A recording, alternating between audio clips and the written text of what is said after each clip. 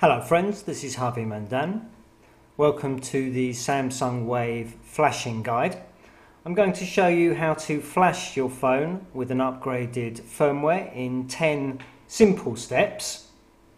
First of all, I will say this method has been used many times by me personally, many times by other people, without any problems. However, I do not take any responsibility for anything you decide to do with your phone. The first step is, of course, to find some firmware to upgrade your phone with. Here I have a firmware XXJID, which is more or less a full firmware, has all the files needed, and the XX is the code for the Open European, which includes the standard European language pack. I do recommend flashing the firmware with the same region that you have on the phone.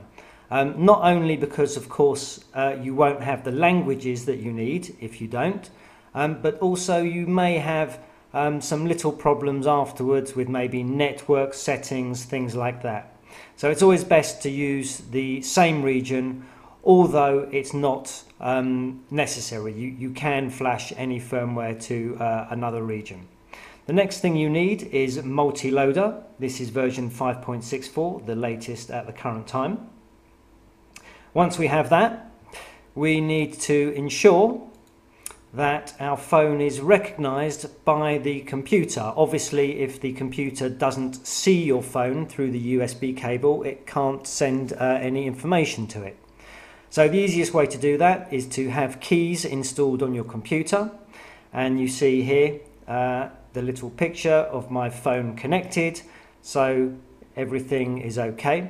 If you are going to use a computer, a laptop that you've never used to connect your phone to before, you will need to ensure the drivers are installed. The easiest way is by installing keys. We don't need keys anymore, we can close it. And step 3 is to ensure all information is backed up on our phone, because every file that we have, messages, photos, music, applications, everything will be wiped clean during the flashing process. So back up anything you need to keep.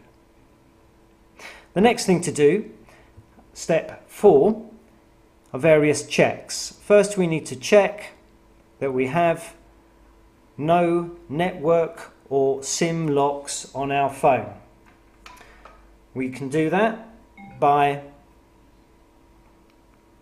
entering on the keypad on our phone the code *7465625#, and this will tell us that the network and SIM locks are off.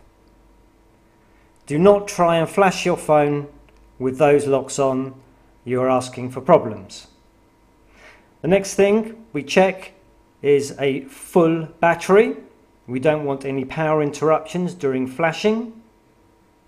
And also, I like to reset the theme on the phone to default Lismore.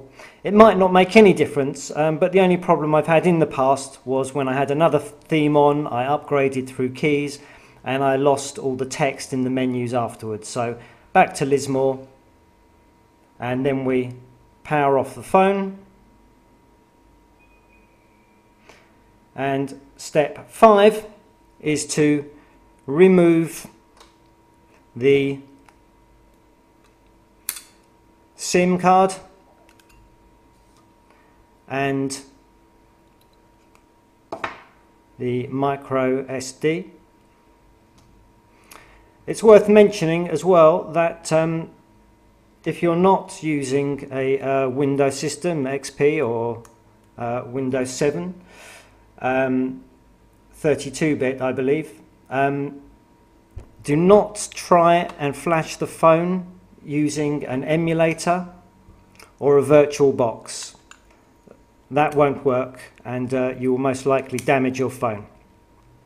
So once the SIM card and microSD are removed, we can go into download mode. Step 6, we do this by holding down the volume down key, the screen lock key, and the cool end or the power on off key. We hold those at the same time, those three, and the phone after 2 seconds will go into download mode.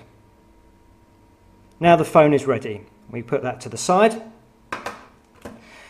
We go back to the computer, and here we want to just check all programs on the computer are closed.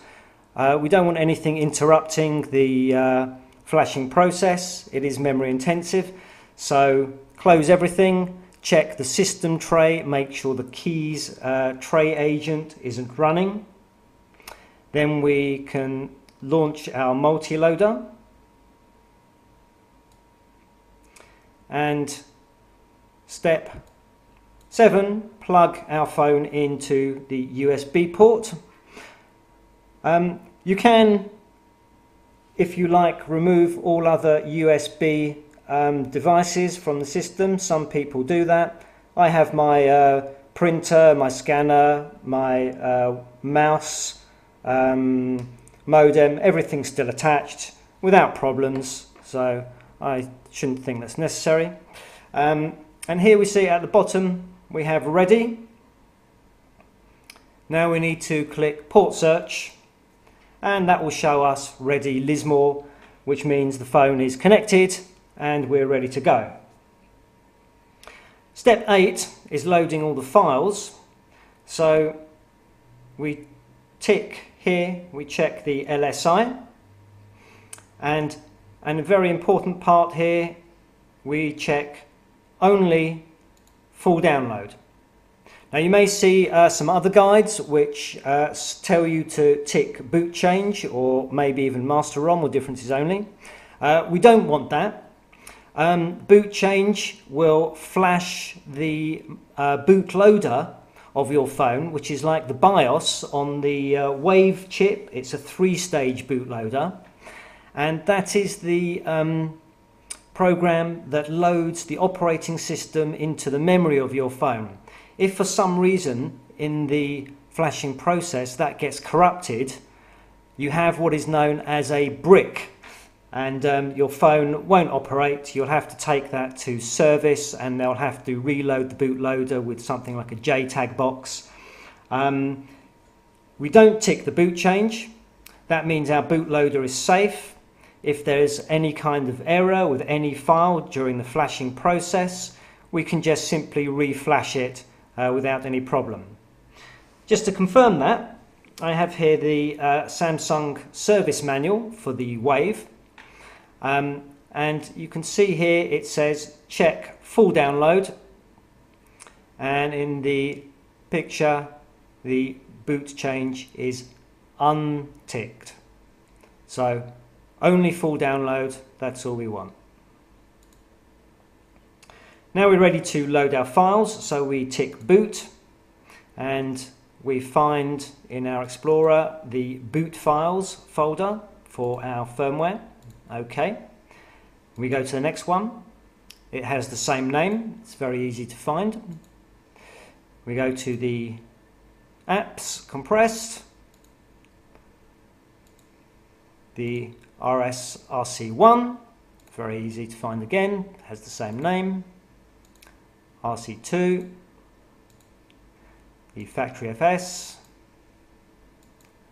the CSC, which is the language settings and files for your phone, and lastly the apps, which can be anything up to 300 megabytes depending on what apps are included, and that's all the files loaded. Now we just want to check once more everything is in the right place, and we are happy with that.